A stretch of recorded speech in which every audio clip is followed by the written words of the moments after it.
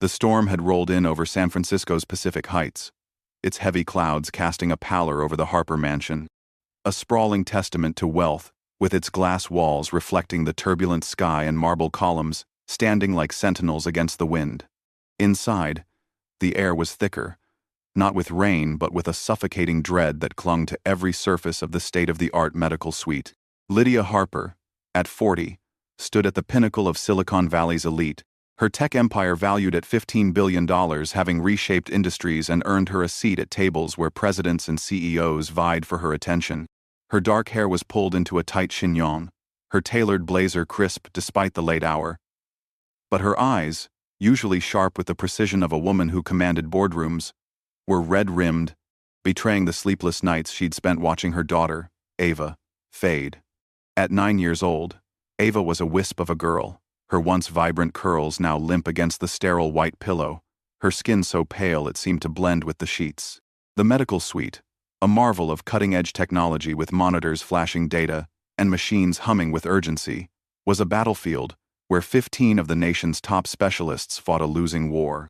Alarms blared in discordant rhythm, each beep a reminder of Ava's slipping grasp on life. Lydia stood at the foot of her daughter's bed, her arms crossed tightly, as if holding herself together could somehow anchor Ava to this world. The doctors moved with practiced efficiency. Dr. Evelyn Grant, the lead cardiologist, adjusted an IV line. Dr. Marcus Lee, a neurologist flown in from Boston, studied an EEG printout with a furrowed brow. Dr. Sophia Patel, an immunologist, whispered urgent instructions to a nurse. Their credentials were impeccable, their expertise unquestioned, yet their efforts amounted to nothing more than a desperate dance around a truth no one dared voice. Ava was dying, and no amount of money or medicine seemed capable of stopping it.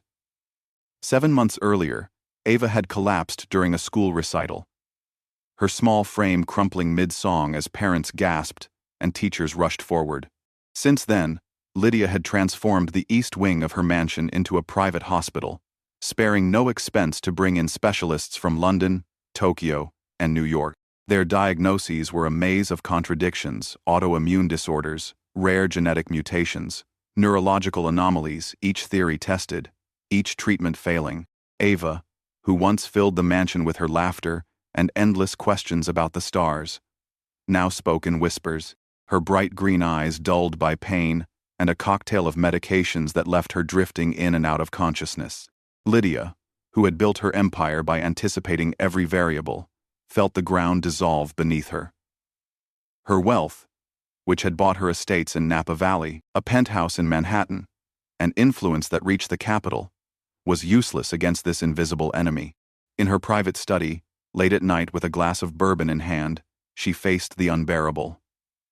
All her power, all her billions, couldn't save the one thing that mattered. She thought of Ava's father, Nathan, a venture capitalist whose charm had masked a cruel streak.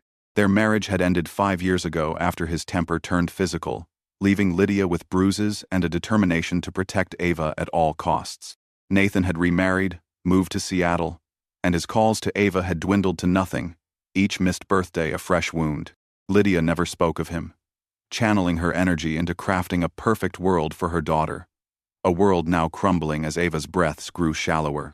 15 miles away, in a modest apartment in the Mission District, Jacob Miller chopped onions for a pot of chili, his calloused hands moving with the ease of routine. At 38, he was a single father to Noah, a 7-year-old with his mother's curious brown eyes and a habit of asking questions Jacob couldn't always answer. His rapid delivery uniform hung by the door, a symbol of the life he'd pieced together after tragedy. 5 years ago, cancer had taken his wife, Emily, in a brutal 6-month battle that drained their savings and forced them from their cozy Oakland home to this cramped apartment where the walls shook with every passing streetcar. Medical bills still haunted him. But Jacob had built a sanctuary for Noah, filling their evenings with bedtime stories and spelling quizzes. What no one knew, not his coworkers, not his neighbors, was that Jacob carried a rare gift, passed down from his grandfather, Amos, a healer from rural Louisiana. Amos had been a legend in his community, a man who could ease fevers with a touch and mend broken spirits with whispered words. As a boy, Jacob had spent summers at Amos's side, learning to feel the body's hidden rhythms, energy pathways modern medicine ignored. "You've got the hands, boy," Amos would say, guiding Jacob's fingers to pressure points that could calm a racing heart or soothe a restless mind. After Emily's diagnosis, Jacob had thrown himself into Amos's teachings, poring over the old man's leather-bound journal of remedies and techniques. He couldn't save Emily, the cancer was too advanced, but the knowledge became his quiet mission, a way to honor her memory and protect Noah.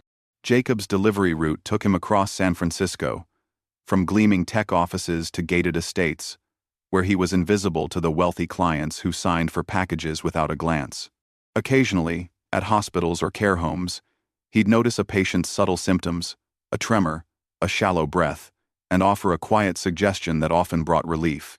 He never spoke of it, wary of being dismissed as a quack, but the work gave him purpose. On this stormy night, his last delivery was to the Harper mansion, a package of imported medications for a child he didn't know. As he approached the service entrance, rain soaking his jacket, a strange sensation gripped him, a pull, like a current tugging at his core. It wasn't sound or sight, but something deeper. A faint pulse of distress that drew him past the delivery bay toward the east wing. He slipped through a side door, following the instinct that had guided him since childhood.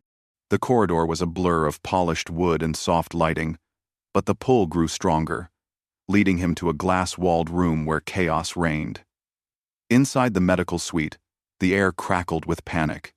Ava lay motionless, her lips tinged blue, her chest barely rising. Monitors screamed warnings, oxygen levels critical, heart rate erratic. Dr. Grant barked orders for epinephrine, while Dr. Lee prepared a defibrillator, his hands trembling. Lydia stood frozen, her face a mask of anguish as she watched her daughter slip away. The doctor's voices overlapped, a cacophony of jargon and desperation. But no one noticed the man in the soaked delivery uniform until he stepped forward, his voice cutting through the noise like a blade. "Give me 30 seconds, Jacob said, his tone carrying an authority that belied his appearance. "If I'm wrong, you can throw me out." Security guards moved to intervene, but Lydia, her eyes locking onto Jacob's, raised a hand. "Let him try," she said, her voice raw with desperation. The room fell silent, all eyes on the stranger as he approached Ava's bed. His hands, rough from years of labor, moved with a precision that seemed almost choreographed.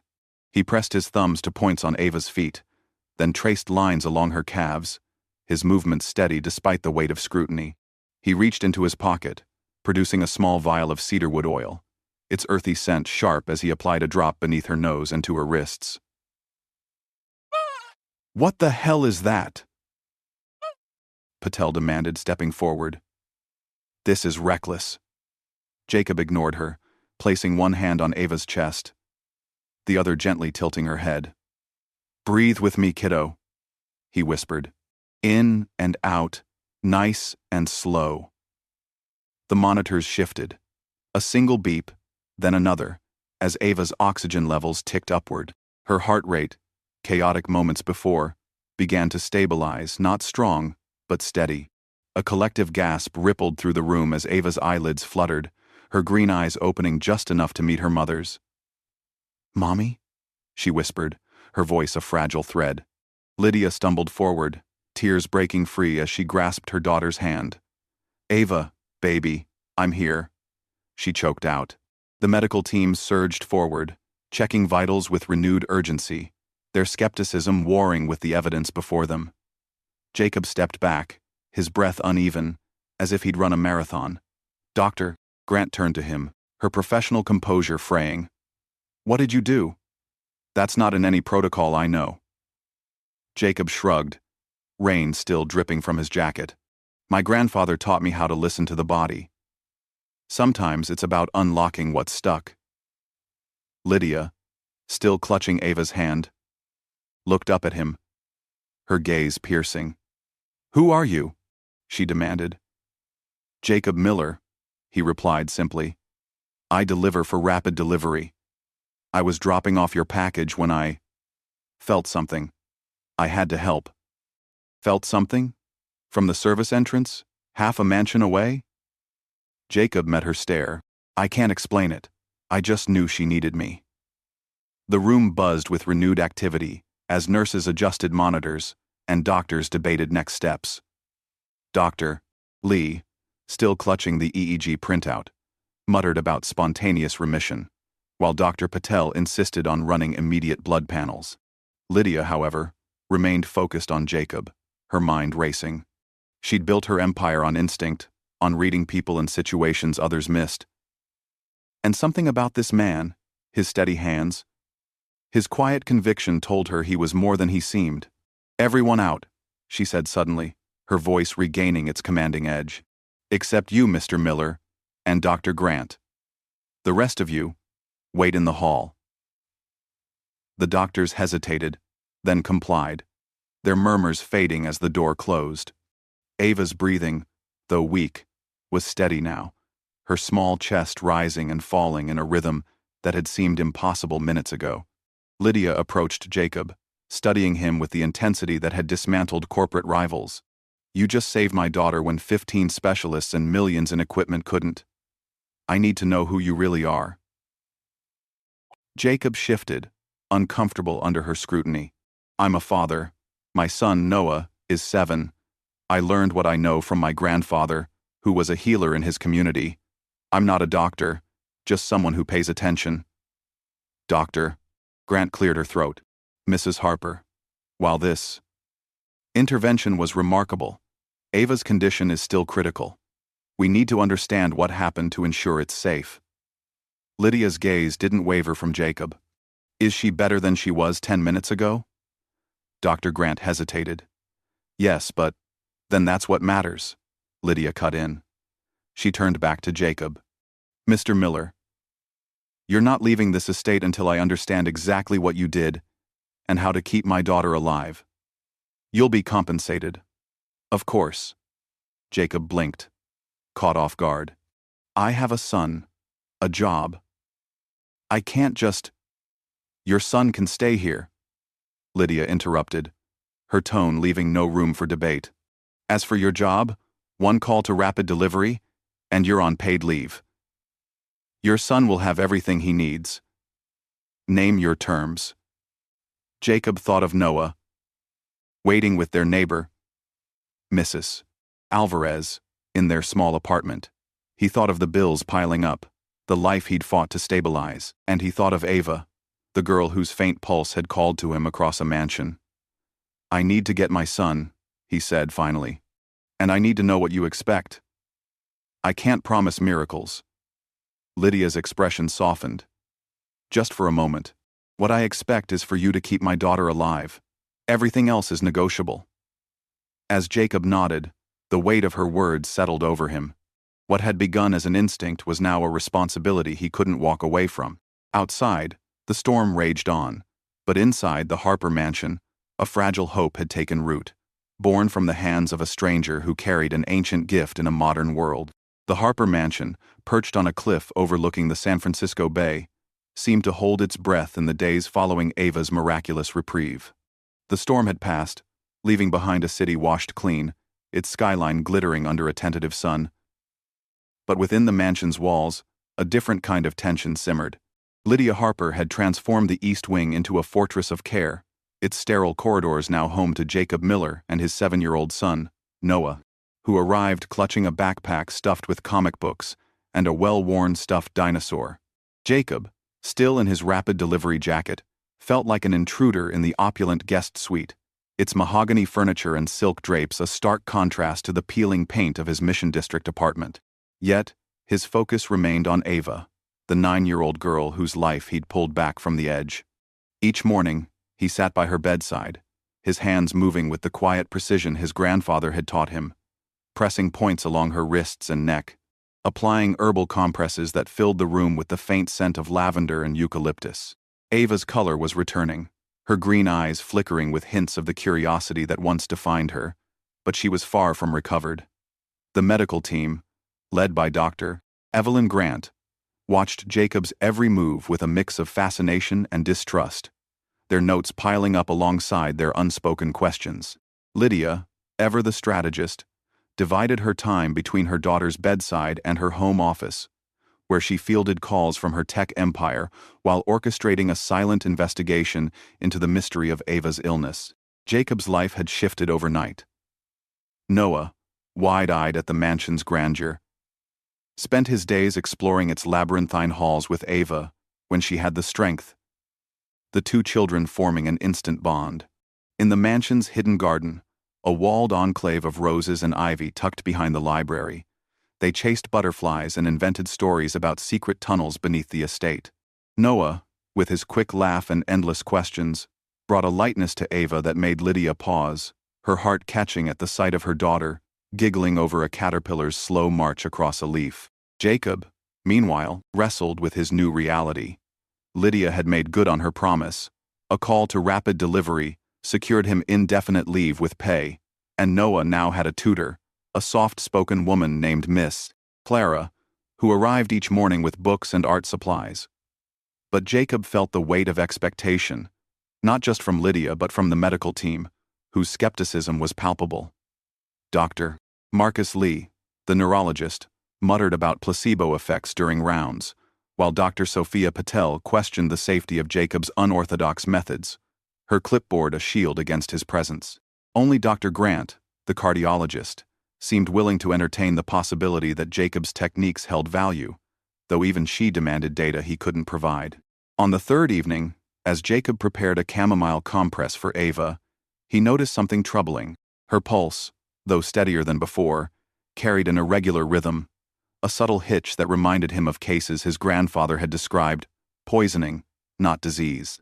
He paused, his fingers lingering on her wrist, and leaned closer, catching a faint chemical scent on her breath, like almonds but sharper.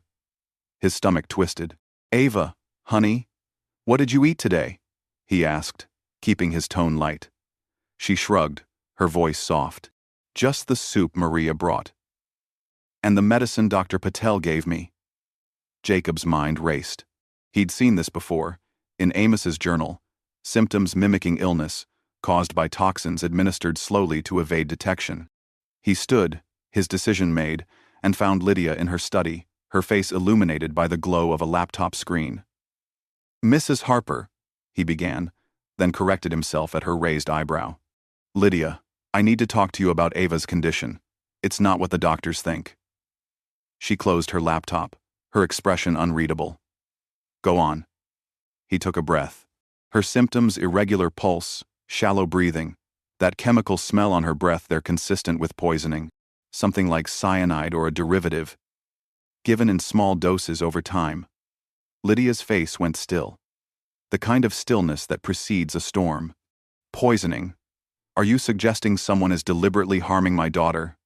Her voice was low, dangerous. Jacob nodded. "I can't prove it yet, but I've seen this pattern before. We need to test her food, her medicine, everything she's been given." Lydia's eyes narrowed, calculating. "If you're wrong, Mr. Miller, you're wasting my time. If you're right—" She didn't finish, but the implication hung heavy. "I'll order a full toxicology screen," she said finally, "and I want you to oversee everything Ava consumes from now on." The next morning, Lydia's security chief, Vincent Cole, a former Marine with a crew cut and a stare that could cut glass, installed cameras in every corner of the mansion, kitchens, corridors, even the medical suite. The staff, from housekeepers to nurses, moved with newfound caution, aware of the invisible eyes watching them. Jacob, now tasting Ava's meals and inspecting her medications, felt the weight of suspicion settle over the household. The doctors bristled at his new authority, Dr. Patel openly challenging him during a tense meeting. "With all due respect, Mrs. Harper, allowing an untrained delivery driver to dictate medical protocols is reckless," she said. Her voice clipped. Lydia's response was ice cold. "With all due respect, Dr. Patel, my daughter is alive because of him. Can you say the same for your protocols?"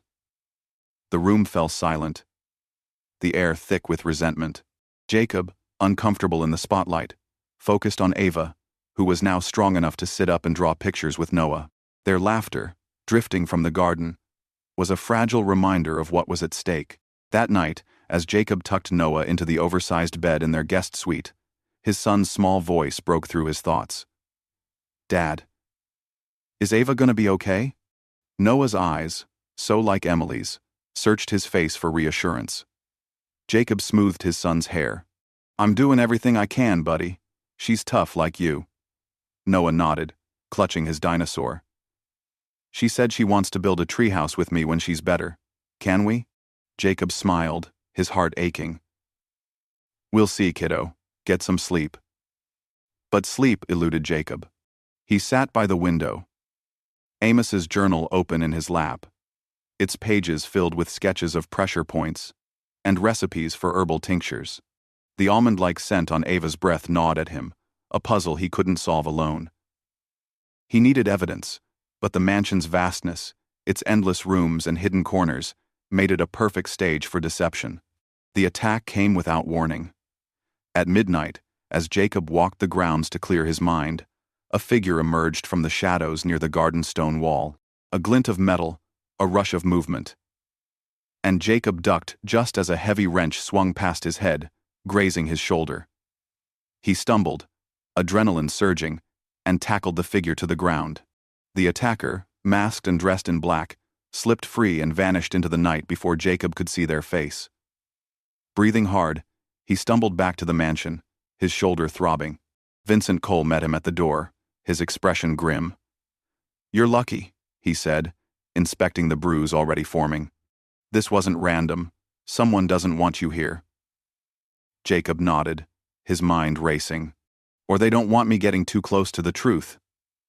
He reported the incident to Lydia, who was awake in her study, a glass of bourbon untouched on her desk. Her face hardened as he described the attack. "This ends now," she said, her voice steel. "I want every staff member's background rechecked. No one is above suspicion." She paused, her gaze softening slightly. "Are you all right?" Jacob shrugged, wincing. "I've had worse. But Lydia, whoever's doing this, has access to Ava. They're close, too close." The next day, as Jacob applied a compress to Ava's forehead, Noah burst into the room, his face pale. "Dad, I found something weird in the garden." He held out a small vial, its glass cloudy with residue. Jacob's blood ran cold. He recognized the shape, a medical vial, like the ones used for Ava's injections. "Where did you find this?" he asked, keeping his voice calm. "By the fountain," Noah said. "It was under some leaves. Ava said it looked like her medicine bottles." Jacob sent Noah to fetch Miss Clara, then examined the vial, catching the same chemical scent he'd noticed on Ava's breath. He handed it to Lydia, who had just entered, her expression a mix of fear and fury. "Get this to the lab," she ordered Vincent, who stood nearby. "I want answers by tonight." The toxicology report came back at dusk, confirming Jacob's worst fears. Traces of potassium cyanide, a poison lethal in small doses, designed to mimic heart failure. Lydia's face went white as she read the results. "Someone in my house is trying to kill my daughter," she whispered, her voice trembling with rage. "And they're willing to hurt you to keep it hidden." That evening, Lydia called Jacob to her study. The room, a sanctuary of dark wood and leather-bound books. She poured 2 glasses of bourbon, sliding one across the desk. "You don't have to drink it," she said, noting his hesitation. "But I need you to be honest with me. Why are you doing this? You could walk away, take Noah, and go back to your life." Jacob took the glass but didn't drink, his eyes meeting hers. 5 years ago, I watched my wife die because I couldn't save her. I promised myself I'd never let another kid suffer if I could help it. Ava's fighting, just like Emily did. I can't turn my back on that." Lydia studied him, her guard lowering for a moment. "I lost someone too," she admitted. "Not to death, but to betrayal. Nathan, Ava's father, was charming until he wasn't. He hit me, once, in front of her. I threw him out, built this empire to prove I didn't need him. But now—" She trailed off, her eyes glistening. "Now I'm failing her too." Jacob leaned forward. "You're not failing her. You're fighting for her. Same as me. But we need to be smart. Whoever's doing this knows your house, your routines. They're not just poisoning Ava, they're playing with you. Lydia's jaw tightened. Then we'll play harder. As they spoke, a notification pinged on Lydia's laptop. She opened it, her face paling. It was an email, sent from an anonymous account, the subject line, chilling. Asterisk. She'll pay for your sins. Asterisk. The message was brief. Asterisk. Now I take everything from you. Asterisk. Lydia's hands shook as she read it aloud, her mind racing through her past business deals gone wrong. Rivals humiliated, lives upended by her ambition. This is personal, she said, her voice barely audible. Someone I've heard is coming for Ava. Jacob reached across the desk, his hand brushing hers. We'll find them, he promised. For Ava, for Noah, for both of us. Outside, the bay shimmered under a crescent moon, its calm a stark contrast to the storm brewing within the mansion. Jacob returned to his suite, Amos's journal open in his hands, its pages a lifeline to the knowledge that had saved Ava once and might save her again. But as he traced the faded ink, he couldn't shake the feeling that the danger was closing in. A shadow waiting to strike. The Harper Mansion, once a beacon of untouchable wealth overlooking San Francisco's restless bay, had become a labyrinth of suspicion, its polished corridors and glittering chandeliers cloaking a menace that grew bolder by the day.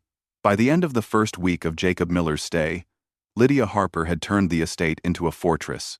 Cameras blinked from every corner, their red lights a constant reminder that no one was unwatched.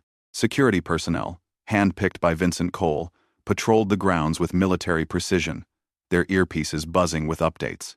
Inside the medical suite, Ava Harper, now strong enough to sit up and sketch with Noah, remained the center of a storm no one could name. Her laughter, a sound that had been absent for months, drifted through the East Wing, but it was a fragile victory, overshadowed by the toxicology report confirming potassium cyanide in her system. Jacob, the delivery driver turned unlikely savior, spent his days at her bedside, his hands tracing the energy pathways his grandfather Amos had taught him, easing her symptoms with techniques that baffled the medical team. Dr. Evelyn Grant, the cardiologist, had softened toward him, her curiosity outweighing her skepticism. But Dr. Marcus Lee and Dr. Sophia Patel remained openly hostile, their professional pride bruised by a man with no credentials. Lydia, meanwhile, balanced her empire's demands with a relentless hunt for the traitor in her midst, her sharp mind dissecting every interaction, every glance, for signs of betrayal.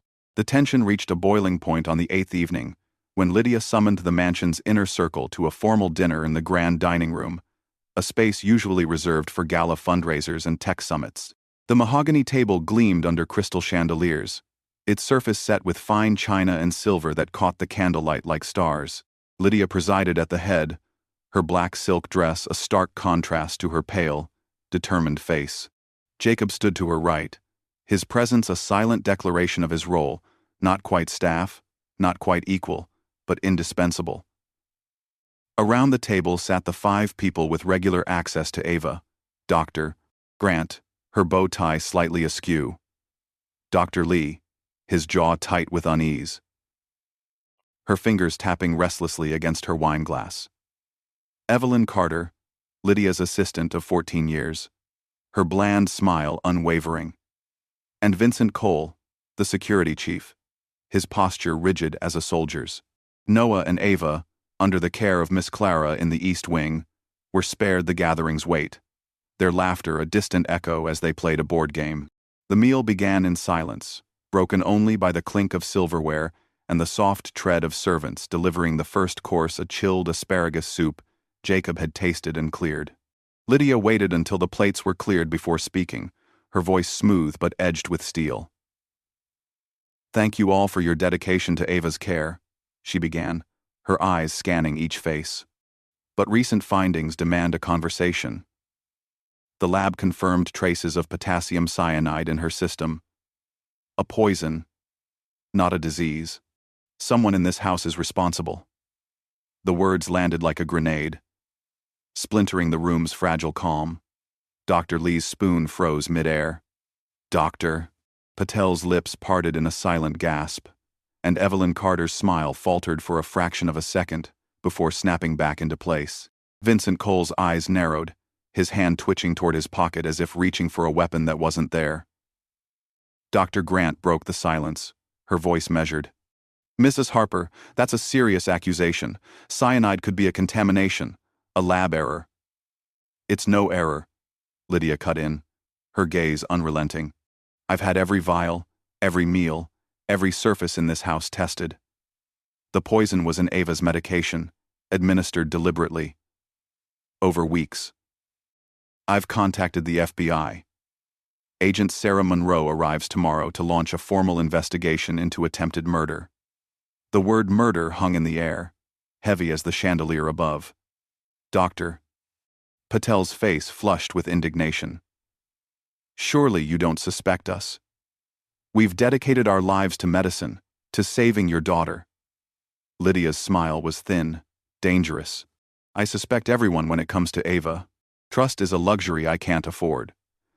As the main course roasted quail with truffle sauce was served, Jacob watched the table, his instincts honed from years of reading people on his delivery routes. Evelyn Carter's hands were steady as she cut her food, but her knuckles were white, betraying tension. Vincent Cole ate sparingly, his eyes darting to the exits. Dr. Lee's fork trembled slightly, while Dr. Grant seemed lost in thought, her gaze fixed on her plate. The dessert, a delicate chocolate torte, arrived with an announcement that shifted the room's dynamic. The FBI will have full access to security footage, Lydia said casually, swirling her wine. Every moment, every interaction, is being reviewed as we speak. Whoever you are, you've made a mistake, and you will be found. A glass shattered, the sound sharp as a gunshot. Evelyn Carter's hand had clenched too tightly around her crystal flute, sending shards and red wine spilling across the tablecloth. Blood welled from a cut on her palm, but she didn't flinch, her eyes locked on Lydia with an intensity that chilled the room. I should excuse myself, she said, her voice eerily flat. Lydia's gaze didn't waver.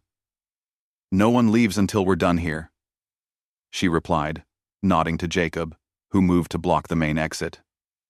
Before anyone could react, chaos erupted.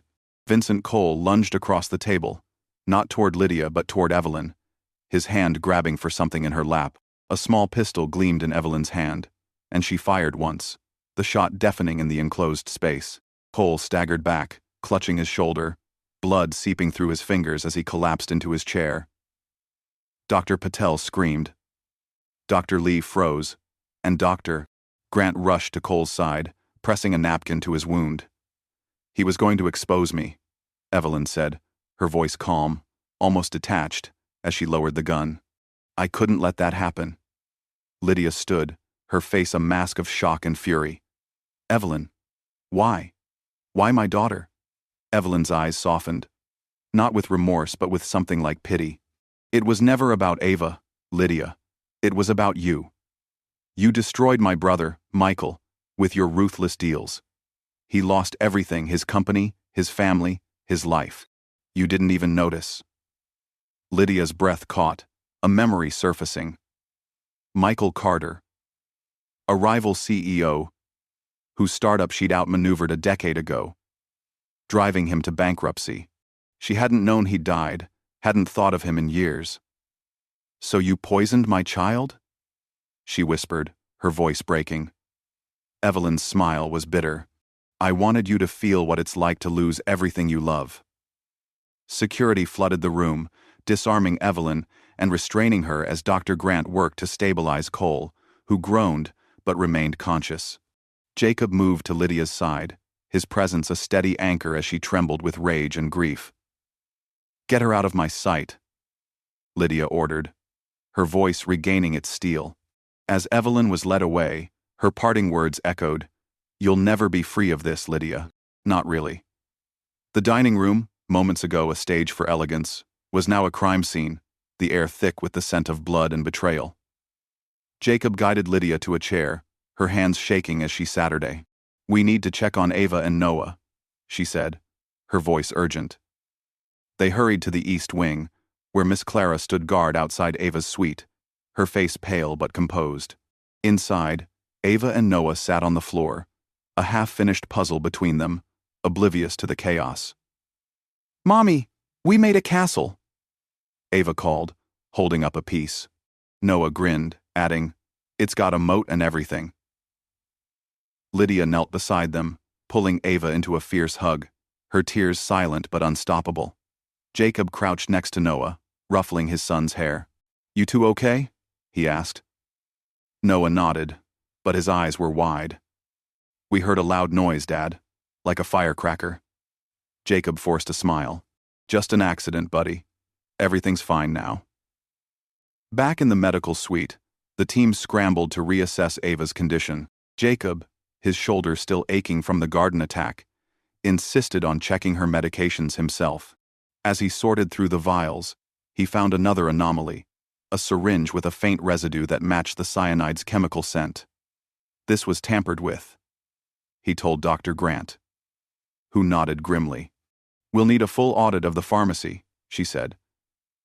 Evelyn had access, but she couldn't have acted alone. The implication hung heavy. Someone else in the house might still be a threat.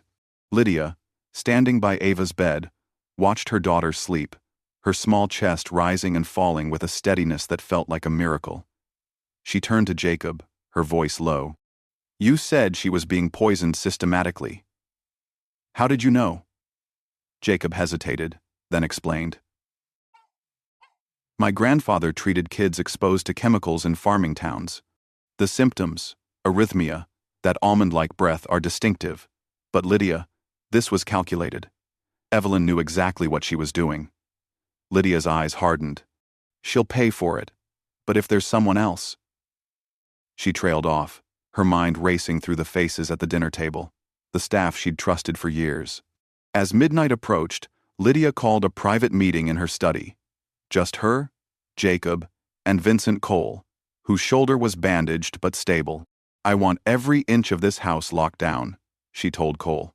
"No one in or out without my approval. And I want Evelyn's entire history, every email, every phone call, every connection she had." Cole nodded, his face pale but resolute. "Already on it, Mrs. Harper. We found a burner phone in her room, encrypted. It'll take time to crack." Lydia turned to Jacob, her expression softening. "You saved Ava again tonight, didn't you?" "When she started seizing during dinner, before we even got to her." Jacob nodded, reluctant to take credit. "I felt it coming, like last time. I used a pressure point to calm her system.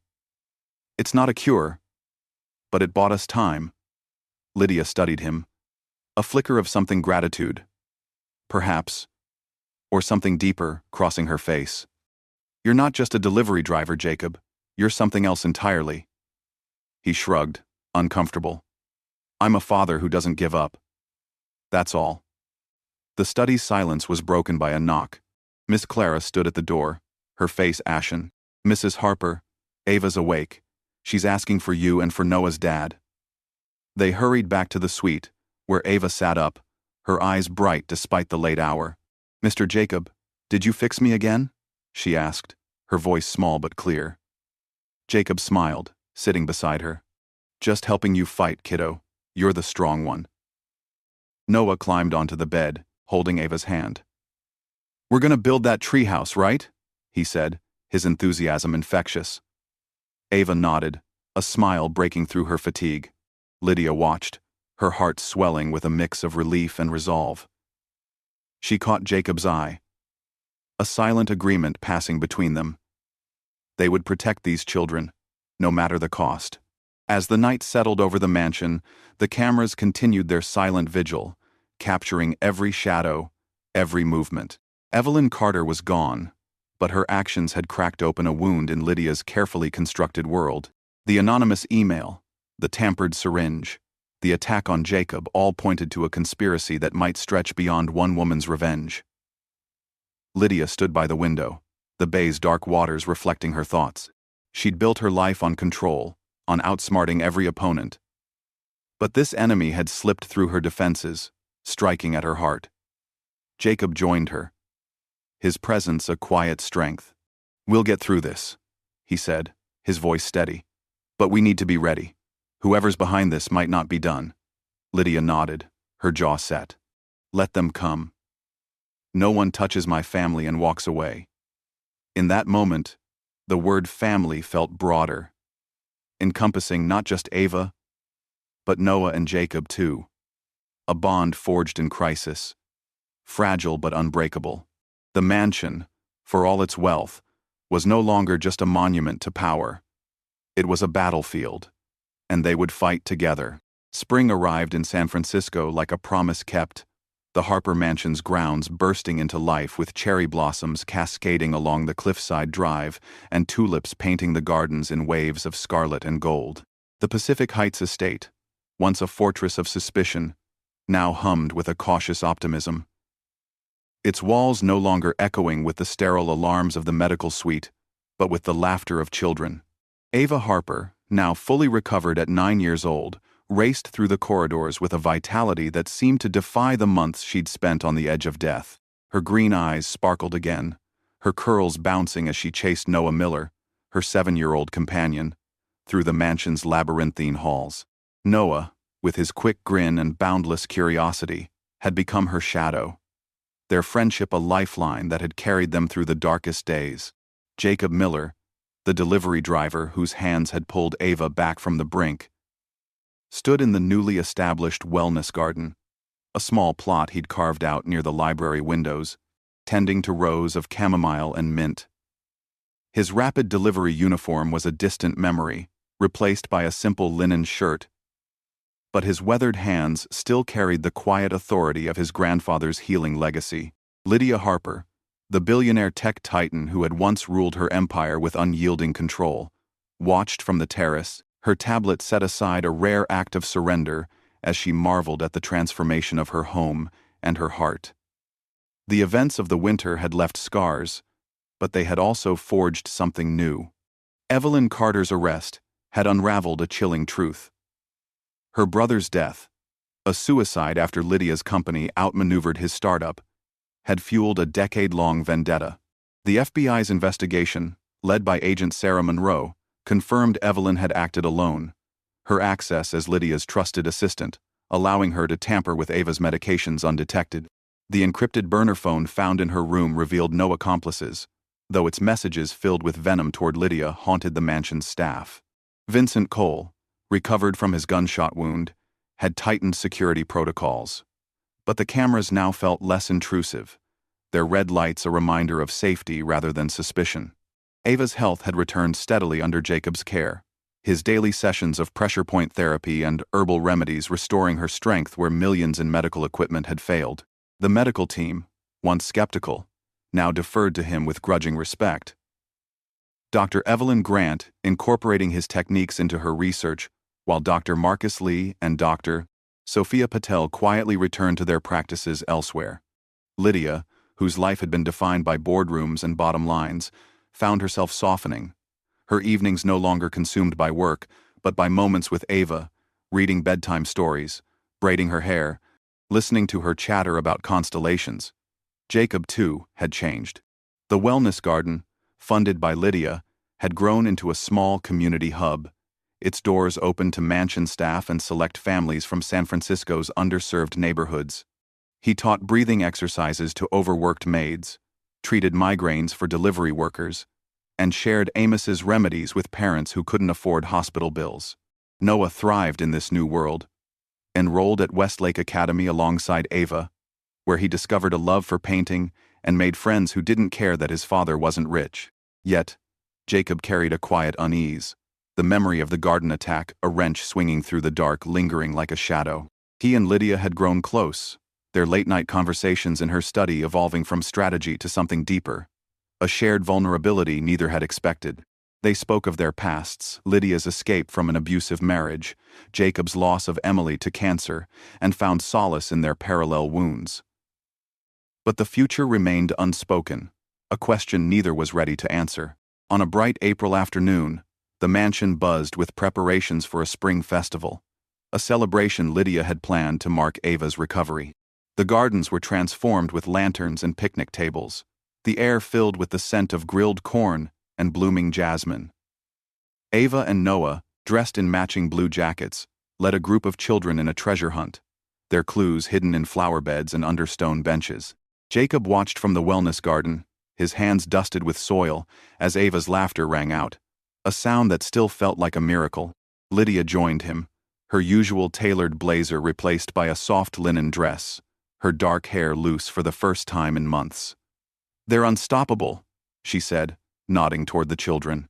"Noah's teaching Ava how to draw pirates.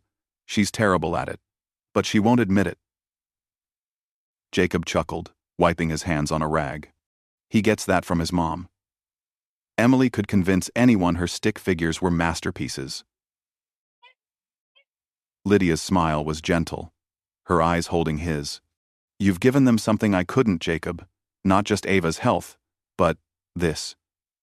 She gestured to the festival, where staff mingled with neighbors, their usual hierarchy forgotten. "You've given me something too." She led him to a quiet corner of the garden, where a small wooden bench overlooked the bay. The water shimmered below, its surface catching the golden light of late afternoon. Lydia reached into her pocket, producing a leather pouch, its weight heavy in her palm. "I had something made for you and Noah," she said, her voice careful. "Before you say anything, hear me out." She opened the pouch, revealing a brass key, its surface etched with a simple leaf pattern. "There's a cottage at the edge of the estate, near the cliffs. It's yours, no strings attached. A place for you and Noah to call home, independent of me." Jacob's brow furrowed, his instinct to protest rising. Lydia raised a hand. "I'm not trying to buy you. I know what it's like to feel trapped, to have no choices. This is my way of saying you're free to stay or go." She hesitated, her composure faltering. "But I'm asking you to stay. For Ava, for Noah, and for me. I've spent my life building walls, Jacob. You've shown me what it's like to let them down." Jacob took the key, its cool metal grounding him. He thought of Noah, laughing with Ava, as they unearthed a treasure box filled with painted rocks. He thought of Emily, whose dying wish was for him to keep helping others, and of Amos, whose journal had guided him to this moment. "I don't need a cottage," he said finally, his voice steady, "though it's the kindest thing anyone's ever offered me." He closed the pouch and handed it back to her. "If we do this, Lydia, we do it as equals. Not as your guest, not as your employee. Partners. Building something real for these kids, for us." Lydia's eyes widened, a rare vulnerability breaking through her polished exterior. "Partners," she repeated, testing the word. "I've never been good at sharing control. But with you, I want to try." Her hand brushed his, a fleeting touch that carried the weight of possibility. The festival continued, the children's shouts blending with music from a local band. Ava and Noah returned, breathless, holding up their treasure box. "We found it," Ava declared, her cheeks flushed with triumph. "It's got magic rocks. Noah says they're from a dragon's cave." Noah grinned, nudging her. "You believed me. So you're the silly one." Lydia laughed, a sound so unguarded it startled Jacob. She knelt beside them, inspecting the rocks with mock seriousness. "These are definitely enchanted," she said. "But you two need to guard them carefully. Dragons don't like sharing." The children giggled, running off to plan their next adventure. Jacob and Lydia followed at a distance, their steps slow, as if savoring the moment. "I got the final report from Agent Monroe today," Lydia said, her tone casual but deliberate. "Evelyn's plea deal is 25 years, no parole. The case is closed." Jacob nodded, the weight of her words settling. "Does it feel like enough?" Lydia considered, her gaze on the horizon. "It's not about enough. It's about understanding why. Evelyn lost her brother, and I played a part in that. Even if I didn't mean to. I can't undo it, but I can do better for Ava, for others." She gestured to the wellness garden. "That's why I'm funding your work here. Not just for us, but for anyone who needs it. Jacob looked at the garden, its rows of herbs a testament to Amos's legacy. My grandfather used to say healing isn't just about the body, it's about giving people hope, a reason to keep going. I didn't understand that until now. Lydia's smile was soft, almost shy.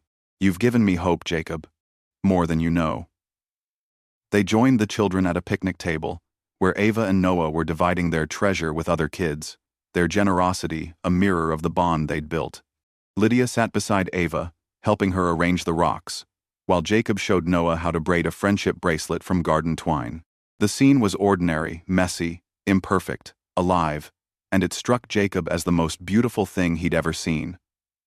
He thought of Emily, who had dreamed of a world where Noah could grow up safe and loved. He thought of Lydia, who had fought her way through betrayal to find this moment.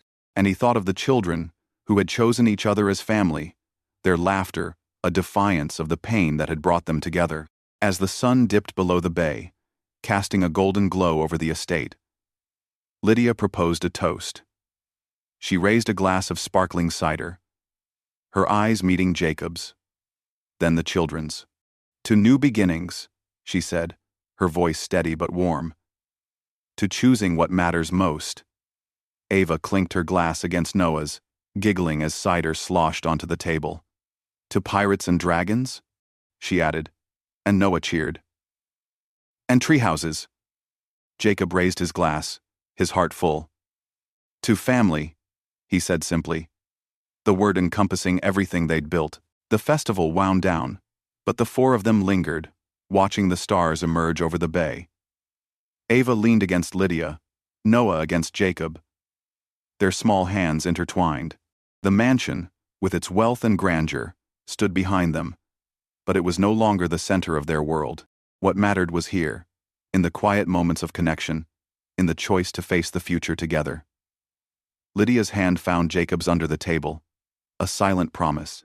They didn't need to speak of love or commitment, not yet. The key to the cottage, though refused, had opened something else. A shared vision of a life where control gave way to trust, where healing extended beyond the body to the soul. As the children ran to chase fireflies, their silhouettes merging in the twilight, Jacob felt a peace he hadn't known since Emily's death. Lydia, watching them, felt her walls crumble, replaced by a strength born of vulnerability.